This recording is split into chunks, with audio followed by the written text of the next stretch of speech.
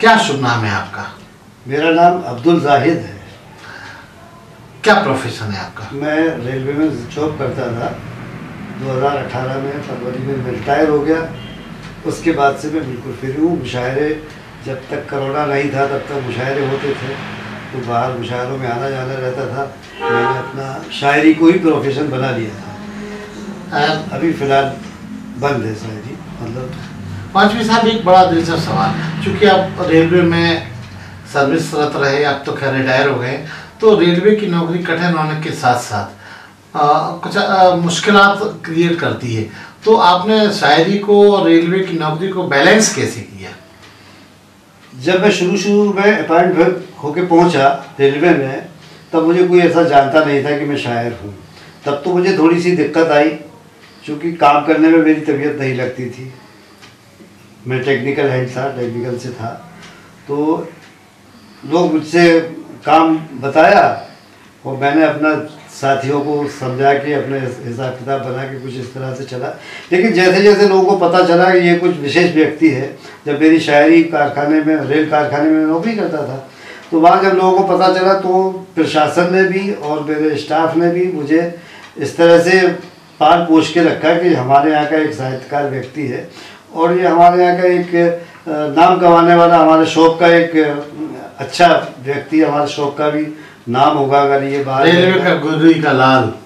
हाँ, यूँ ही कह लीजिए, गुदड़ी का लाल कह लीजिए। अच्छा, फिर इसके बाद में हमारे यहाँ मुशायरे होते थे, ऑल इंडिया मुशायरे, बहुत अच्छे अच्छे मुशायरे हमारे यहाँ हुआ करते थे। तो फिर वो ऑर्गेनाइजेशन में मुझे आगे रखते थे। जब आगे रखते थे तो उससे मुझे एक ये भी फ़ायदा हुआ, जो ऑर्गेनाइजेशन होता है कहीं पर, बाहर के लोग आते हैं तो अपना परिचय भी बढ़ता है, तो उससे हमारा दायरा भी वसील हुआ। लेकिन मुझे नौकरी से इतना आज़ाद रखा है मेरे डिपार्टमेंट में कि मतलब बराए नाम नौकरी मेरी रही है। जैसा कि आपने बताया कि आप बहुत सारी राष्ट्रीय मंचों पर शिरकत करते रहे हैं, तो जितना सम्मान और तालियों की गड़गड़ाहट आपको वहाँ मिलती रही है, वैसा ही सम्मान क्या आपको घर में भी मिला बतौर शायर? घर में तो आप जानते हैं शायरी की लाइफ जो है बड़ी बेतरतीब लाइफ हुआ करती है। कभी मिला भी है और कभी नहीं भी मिला है, लेकिन हमारे घर के लोगों ने बहुत एडजस्ट करके रखा है, खासतौर से मेरी वाइफ ने। चूँकि वाइफ भी थोड़ा सा, अगर हमारे यहाँ इजाज़त होती लेडीज़ की, जो समझदार मोमडन है वो लेडीज़ को, बल्कि लेडीज़ खुद मंजर-ए-आम पर नहीं आना चाहती। हालांकि अब तो बहुत सारी लेडीज़ मुशायरों में हैं, तो आज मेरी वाइफ भी मुशायरे की डाइस पर होती है। बहुत अच्छा पढ़ती हैं वो, और हालांकि शायरी करती नहीं है लेकिन शायरी कर सकती थी। तो मेरे यहाँ शायरी का माहौल, घर पे साहित्यिक माहौल है, पढ़ा लिखा माहौल है, इसलिए कोई घर में भी कभी कोई दिक्कत नहीं आई मेरी शायरी से। जाहिद भाई, जैसा कि आप बहुत सारे मंचों पे जाते आते रहे हैं, तो आपके और इसके अलावा, शायरी के अलावा और शौक़ क्या है? मेरा शायरी में, जब मुशायरों में मैं जाता था तो मेरा एक ख़ास शौक़ ये रहा कि लोगों से मुलाकात करना, लोगों से दोस्ती करना और अच्छे लोगों से दोस्ती करना, जिससे कि हमारे इल्म में इजाफ़ा हो, हमारी शायरी में इजाफ़ा हो। और जो दूसरे शायरों के जो शौक़ हो जाते हैं, मैंने अपने आप को बहुत बचा के रखा शायरी की दुनिया में। अल्हम्दुलिल्लाह मैंने बहुत अच्छे अच्छे लोगों के साथ मुशायरे पढ़े। मैंने कश्मीरी नूर साहब के साथ मुशायरे पढ़े, मैंने वाली आसी साहब के साथ मुशायरे पढ़े, मैंने महराज साहब के साथ मुशायरे पढ़े, राहत साहब के साथ ज़्यादा नहीं लेकिन 10-5 मुशायरे मैंने उनके साथ ही पढ़े। लेकिन मैंने अपने आप को दोस्ती अच्छे लोगों से बना के रखी, और ख़ास तौर से बुज़ुर्गों के कदमों में बैठना मैंने पसंद किया, जिससे कि मुझे कुछ सीखने को मिले और आगे चल के मैं अपने झांसी के लिए शायरी के मैदान में कुछ कर सकूं।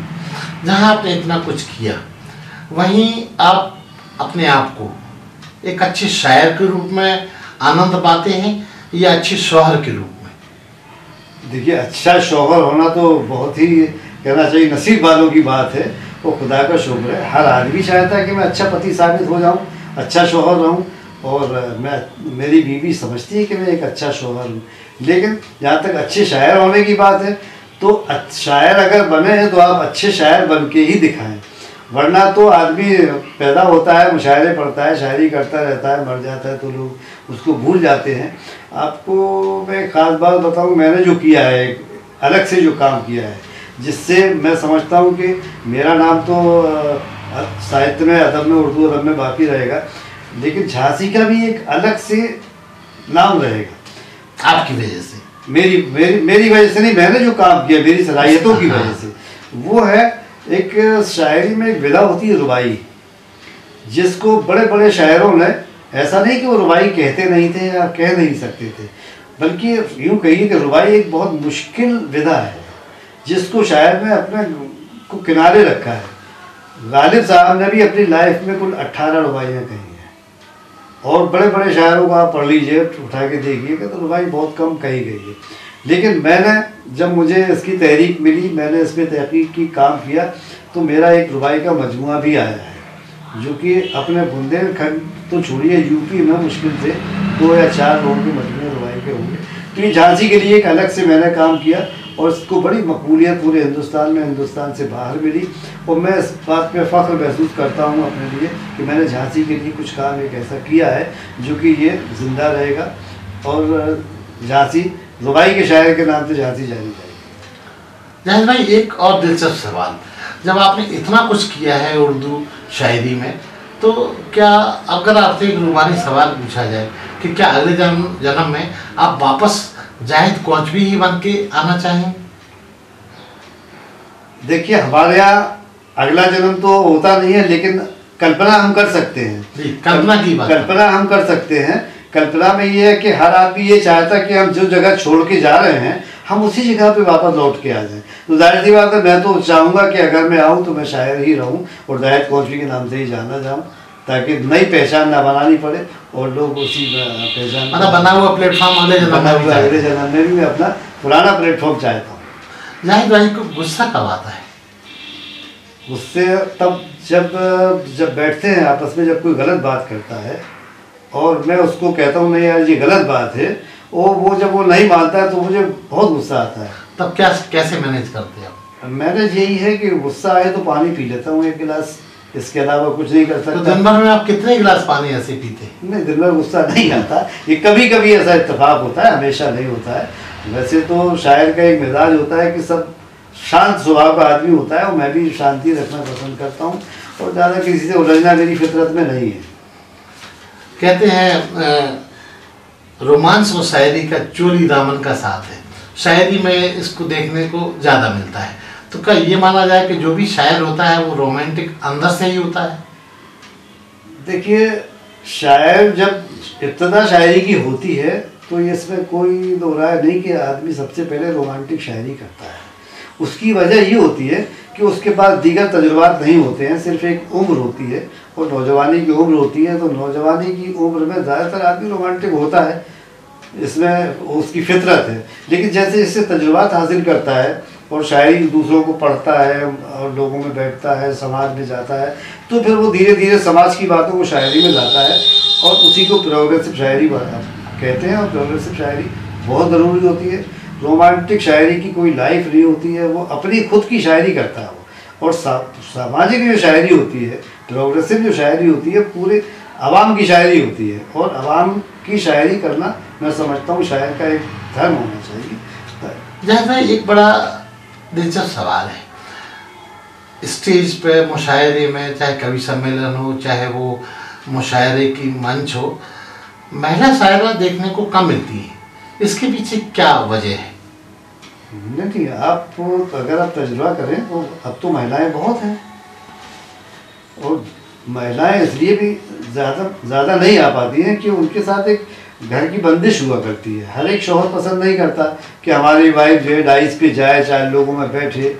जो पसंद करते हैं, जिनको कोई फ़र्क नहीं पड़ता, वो शायरात मैदान में हैं, और बड़ी बड़ी मकबूल शायरा हैं, जैसे आपकी अंजुम रहबर साहिबा हैं, तरन्नुम कानपुरी साहिबा हैं, शबीना अदीब साहिबा हैं, सबा बलरामपुरी। अब तो ये तमाम शायरात आ गई। अब तो ऐसी कुछ ऐसी वजह भी हो सकती है क्या कि देखा गया है कि कवि सम्मेलन हो या मुशायरे की मंच हो, शायरा जितनी भी आती हैं उनके साथ चुहलबाजी बहुत होने लगी है मंच पर? क्या मानते हैं ऐसा होता है?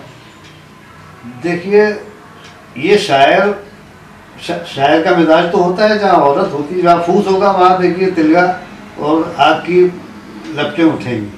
अगर अपने आप को अगर आपको रिजर्व करना है और अपना इमेज बनाना है, तो बहुत ही शायरात ऐसी हैं जिनके किसी की हिम्मत नहीं होती उनसे बात करने की। अब अगर शायरा खुद ही अपनी शोहरत के लिए, अपने मुशायरों को लेने के लिए कि हमें मुशायरा मिलेगा, ये आदमी अच्छा है, वो आदमी अच्छा है, तो ये सारी शोरबाजियाँ बर्दाश्त करती हैं वो। मतलब दोषी दोनों ही है? हाँ बिल्कुल दोषी दोनों, बल्कि औरत ज़्यादा दोषी, शायरा ज़्यादा दोषी है। क्यों? इसलिए कि कन्वीनर जब किसी शायरा को मदऊ करता है तो उसके लिए बड़ा रिजर्व इंतजाम करता है, और मजाल नहीं कि उसके कमरे में कोई जा सके आ सके। अब होता क्या है, बोले का फला साहब आए हैं, जैसे बड़ा शायर कोई आया ही है, तो शायरात खुद उनसे मिलती हैं या अपने रूम में बुलाती हैं, मतलब गलत उससे नहीं, रूम में बुलाती हैं, चलो उनके रूम में नहीं जा रहे, तमाम शायर बैठे। तो मैं समझता हूँ कि जब औरत मर्दों के बीच में रहेगी तो फिर खुराफात होगी। तो मतलब होता तो है? हाँ होता है, बिल्कुल होता है, इससे कोई। एक और सवाल, कहते हैं कला जवान होती है तो कलाकार बूढ़ा हो जाता है, तो क्या मानते हैं कि आज की नई पीढ़ी शायरी हुई या कवि सम्मेलन या कवियों से कवि होने में, क्या वो कैरियर पर ये स्थिति बनती है?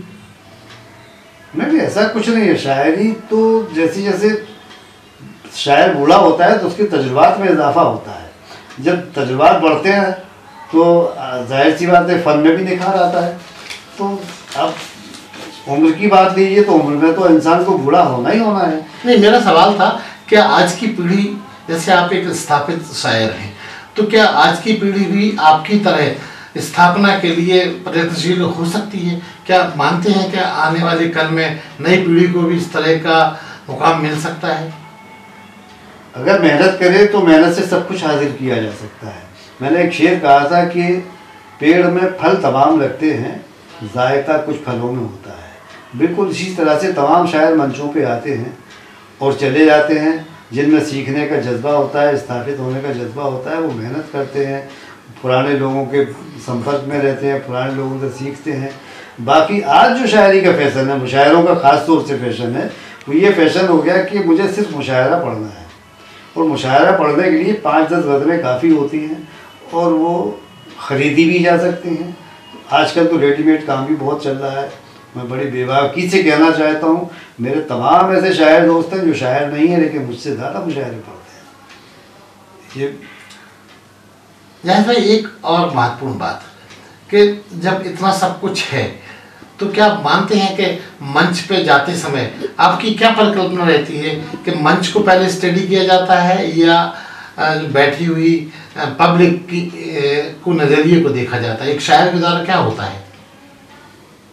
कुछ तो मामला ये होते हैं, जैसे मुझे मालूम है कि मेरे पास जो मटेरियल है, जो कलाम मेरे पास जो है, वो मैं कहीं भी पढ़ूंगा और उस पर मुझे वाहवाही मिल जाएगी, लोग उसको पसंद करेंगे। कहीं कहीं ऐसा भी माहौल होता है कि समझ में नहीं आता है, तो उसके लिए ये होता है कि नए लोगों को पहले इसलिए पढ़ाया जाता है कि अगर उनको वाहवाही ना भी मिली तो नए लोगों को आदमी ये समझने में उनको हूट भी कोई नहीं करता है। हम लोग अपना खामोशी से तब तक जायज़ा ले लेते हैं, पढ़ लेते हैं कि क्या मिजाज है पब्लिक का, उस हिसाब से हम लोग फिर अपनी शायरी करते हैं। बंजारा बीट्स के थ्रू हम आपको दिखाने वाले हैं, तो आप अपनी तरफ से बंजारा बीट के दर्शकों को क्या संदेश देना चाहेंगे? साहित्यिक ये प्रोग्राम है, आप साहित्यिक प्रोग्राम रिकॉर्ड कर रहे हैं और मुझ जैसे नाचीज़ को आपने यहाँ जगह दी है, तो मैं ये कहना चाहूँगा कि साहित्य ही एक ऐसा माध्यम बचा है, मीडिया बचा है।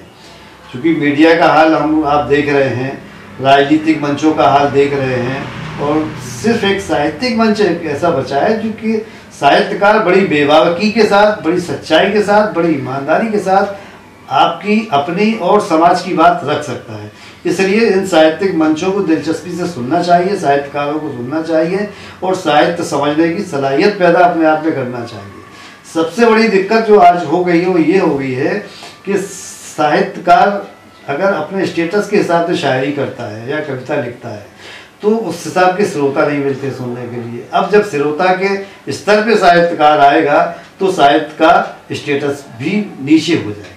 आजकल ये सब चल रहा है, इसलिए साहित्य में भी वो बात नहीं रही जिससे लोग दिलचस्पी से सुना जाए। साहित्य का मजा तब है जब ये मैगजीन में, साहित्य पुस्तकों में जब साहित्यकार छपता है, तब साहित्यकार की छवि उभर के आती है कि ये कितना बड़ा साहित्यकार। पहले प्यार की उसने चिट्ठियाँ जला डाली, पहले प्यार की उसने चिट्ठियाँ जला डाली, पहले प्यार की उसने चिट्ठियाँ जला डाली, फिर न जाने क्यों अपनी उंगलियाँ जला डाली, फिर न जाने क्यों अपनी उंगलियाँ जला डाली। मतलब सानी मुलाहिज़ा फरमाए, फूल भी जला डाले, तितलियाँ जला डाली, फूल भी जला डाले, तितलियाँ जला डाली, किसने मेरे गुलशन की शोखियाँ जला डाली, किसने मेरे गुलशन की शोखियाँ जला डाली। और हज़रत ये शेर बतौर ख़ास मुलाहिज़ा फरमाए, बेसबब पड़ोसी ने अपने एक पड़ोसी पर, बेसबब पड़ोसी ने अपने एक पड़ोसी पर, बेसबब पड़ोसी ने अपने एक पड़ोसी पर जुल्म करके अपनी सब नेकियां जला डाली, जुल्म करके अपनी सब नेकियां जला डाली। और एक शेर में ख़ास तौर से याद करवाऊँ कि ये शेर एक्चुअल में जो हमारे नई पीढ़ी ने जो संस्कार भुला दिए हैं, मैंने आज एक बात की, इशारे में बात है, शायरी इशारे और कलाए की ज़बान होती है, खुदा करे आप लोग वहाँ तक पहुँच जाए। मुलाहिज़ा फरमाए, जिन पर चढ़ के जाते थे लोग कल बुलंदी पर, जिन पर चढ़ के जाते थे लोग कल बुलंदी पर, जिन पर चढ़ के जाते थे लोग कल बुलंदी पर, सर फिरों ने वो सारी सीढ़ियाँ जला डाली, सर फिरों ने वो सारी सीढ़ियाँ जला डाली। और एक बिरुल अख्तियार बहुत लोगों ने शेर कहे और बहुत साफ साफ करके गए जो नहीं कहना चाहिए शायरी की ज़बान में। मैंने शायरी की ज़बान में अपने तरह से एक बात कहने की कोशिश की। जिनमें पल रहे थे कुछ बेशकीमती मोती, ये मोतियों से मतलब ये कल्पना चावला भी हो सकती थी, रानी लक्ष्मीबाई भी हो सकती थी, या और कोई बहादुर बेटी भी हो सकती थी, इशारे में बात है, मुलाहिज़ा फरमाए। जिनमें पल रहे थे कुछ बेशकीमती मोती, जिनमें पल रहे थे कुछ बेशकीमती मोती, गर्म रेत ने ऐसी सीपियाँ जला डाली, गर्म रेत ने ऐसी सीपियाँ जला डाली। बेबसी के आलम में प्यार हो गया पागल, बेबसी के आलम में प्यार हो गया पागल, नफरतों ने सावन की राखियाँ जला डाली, नफरतों ने सावन की राखियां जला डाली। आखिरी शेर, देखो कितना जालिम है इंतजार का सूरज, देखो कितना जालिम है इंतजार का सूरज, इसने मेरी आंखों की पुतलियां जला डाली, इसने मेरी आंखों की पुतलियां जला डाली। मक्ता अदा करता हूँ। भूख और मसाइल की तेज आँच ने जाहिद, भूख और मसाइल की तेज आँच ने जाहिद, नामवर बहुत सारी हस्तियां जला डाली, फूल भी जला डाले, तितलियां जला डाले। अरे हाँ, इस चैनल को लाइक और सब्सक्राइब करना ना भूलें। देखते रहिए बंजारा बीट्स।